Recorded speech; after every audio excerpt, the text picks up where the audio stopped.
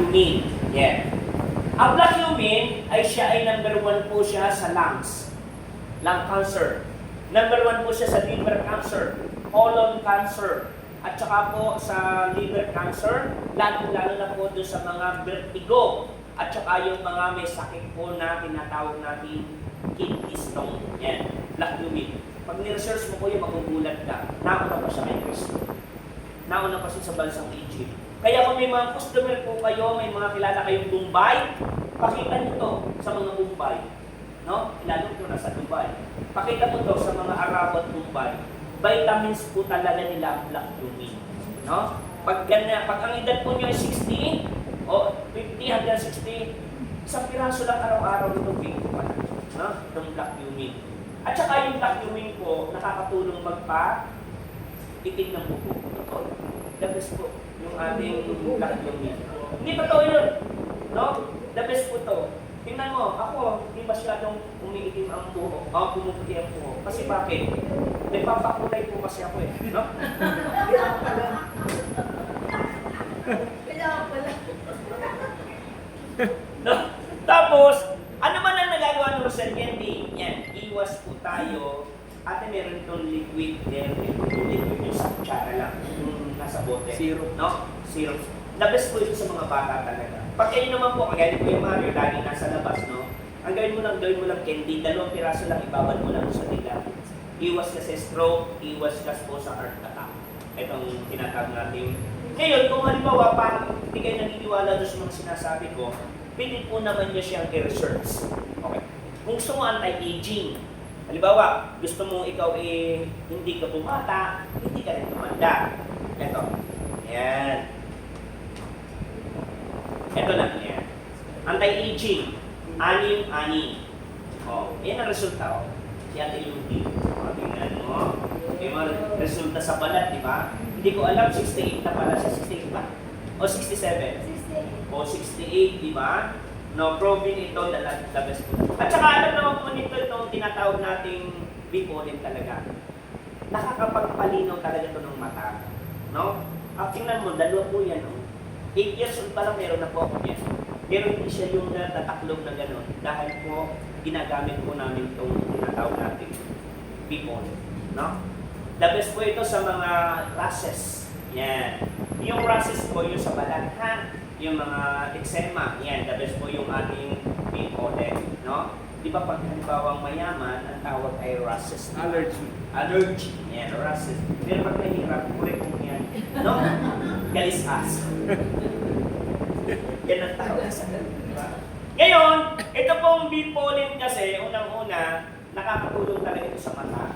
Yan, the best po na medyo lilinaw talaga ang paningin mo. Pero may isa pa nakapagpalinaw ng mata, magbilang ka ng pera. No? Lilinaw ang mata mo. Yan, the best po yan. Ang ginawa po niya, inilaw niya sa kape. Ito. Yan. Ito 10% lang ang lahat nito eh. Hindi ho ito sa basta kape ha. Yung kape po ng DXN, pwede mo siyang timplahin, pwede mo siyang itaktak sa bibig mo, pwede mo siyang i-patient wash, yung kape ng DXN. At saka, ang kagandahan niya, may vitamin C, may vitamin B3, may calcium, iron, potassium, sodium, phosphorus. Yan. Saka yung calcium sa puto ata, di ba?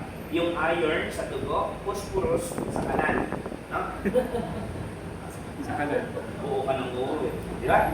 Tapos meron din po siyang barcode, no? Tapos yan sir, baka hindi ka naniniwala, isa yan sa maraming branches ng DSM.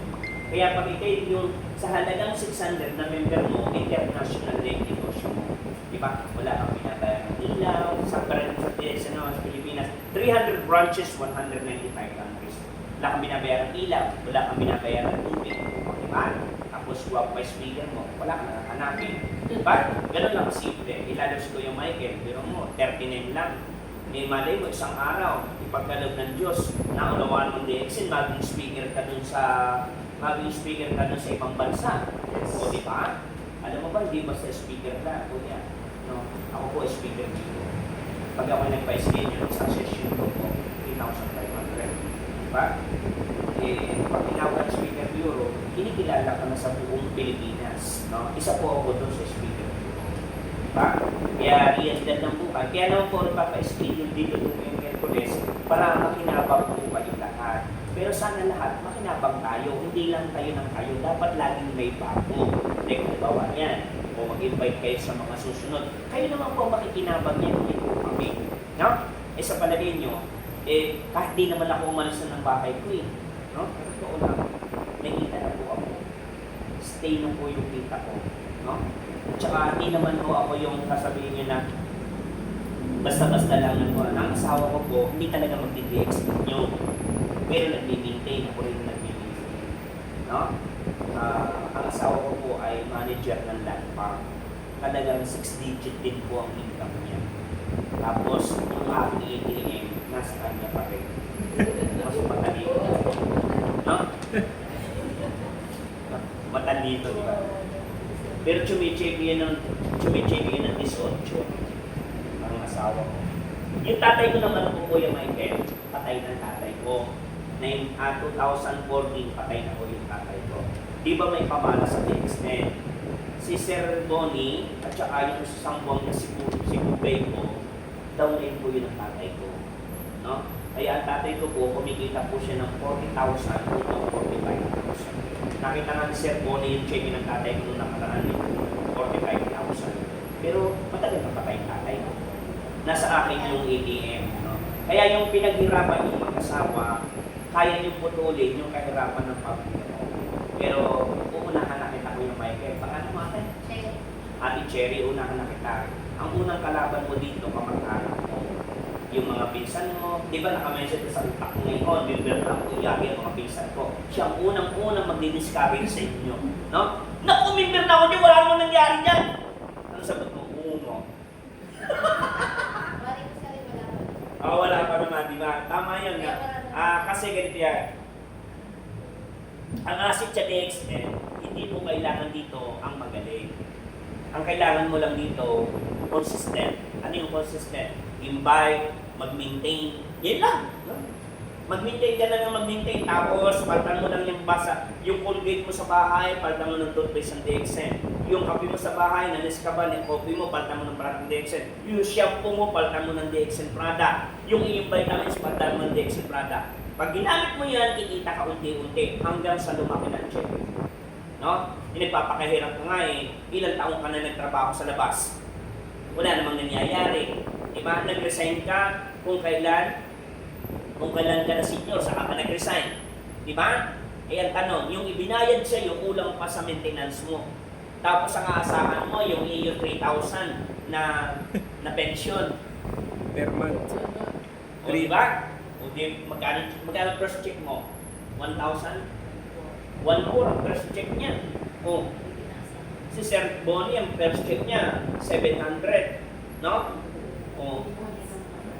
Pero mo, asahan mo ngayon, yung checking mo ngayon, madodobli yun. Lalo pag nag-star agent ka ngayong buwan, aabotin ng 5,000, 10,000, di ba? Realidad kasi, ang gumagawa ng sistema mo dito, ikaw. No?